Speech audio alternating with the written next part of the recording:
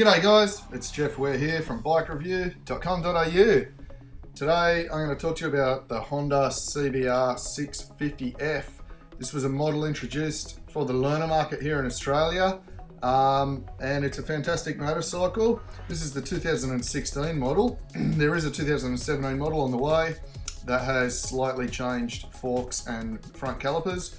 We'll get hold of that at some stage and let you know, but for now, 2016 model is the one that's currently on sale. It'll set you back $10,599 plus on road, but I'm sure there's going to be some deals at some stage with the new model coming out. 4-cylinder, 4-stroke, 16 valve, twin overhead cam. The bike weighs 211 kilos with fuel, so a little bit heavy, but not too bad. 17 litre fuel capacity, or just over 17 litres. Fuel injected, of course. 4-into-1 underslung exhaust. 6-speed gearbox. Wet clutch, the usual. Overall, fantastic Honda engine. Chassis wise, it's a steel diamond frame with twin elliptical side spars on it, and it's got a die cast alloy swing arm, which looks really cool. It's got a pretty lanky wheelbase of 1450mm, which is quite long, and a lazy steering geometry, 25.5 degrees of rake, and a whopping 110mm of trail.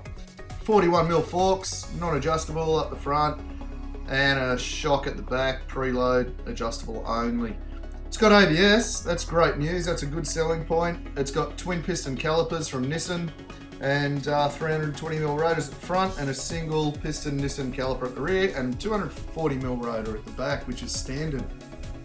3.5 inch rim at the front, 5.5 inch at the back, which gives you a 120/70 and 180/55 tyres, so super sport sizes, lots of grip.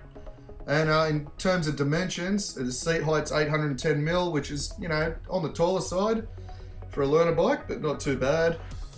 Overall height of the bike is 1145mm, which that's like the top of the mirrors or top of the screen.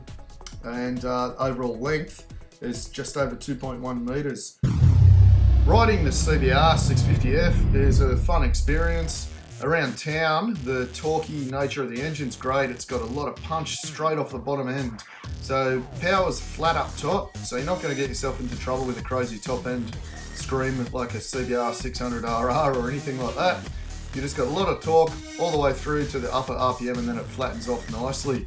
The gearbox is nice and smooth. The clutch action is not too bad. It takes up at the end of the lever, which makes U-turns and things a little bit tricky, but that's just an adjustment. But overall, nice fueling, good spread of power, and a great gearbox. So learner-friendly engine. Chassis-wise, it's a sports touring bike. Seat's a little bit hard after a long period of time. But overall comfort, I didn't mind the bike. The handlebars are a bit of a reach from the seat. I found that it was more of a naked bike that has just been converted to a full fairing bike rather than sort of rethought out. You can pick that when you hop on the bike, but that's not so much of a criticism. I could just feel that. Overall, pretty comfortable. Seat height's, it's not low, but it's not too high. I'm 187 centimeters tall, and I was pretty comfortable on the bike. The mirrors are good. The switchgear all falls to hand okay, except for the location of the horn button, which is typical Honda. It's where the indicators should be, so that takes a bit of getting used to.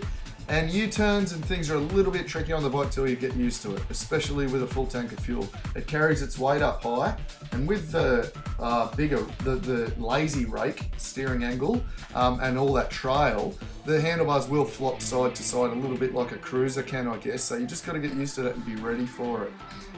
The trade-off is you have a lot of stability in corners and over bumps, which learners will like, but don't expect super agility for changing lines mid-corner or anything like that. So pick your line and be confident with it, and you'll have a nice cornering experience. Plenty of grip once you get over onto the side of the tyre. It's just a bit of a quick progression, but that's another thing I got used to. I liked the brake feel for a learner bike. It wasn't too grabby, not too much initial bite, plenty of power, and I tested the ABS out and it was really good. So overall, I think if you're into this kind of bike, go and try one at your dealership. Don't just take my word for it. There's plenty in the market to test, all around the same price, and just buy the one that suits you. But this one is a good motorcycle. It's good value. It's got that Honda quality. Anyway, thanks for watching. Don't forget to subscribe to this YouTube channel for more tests like this. Visit BikeReview.com.au. Thanks a lot.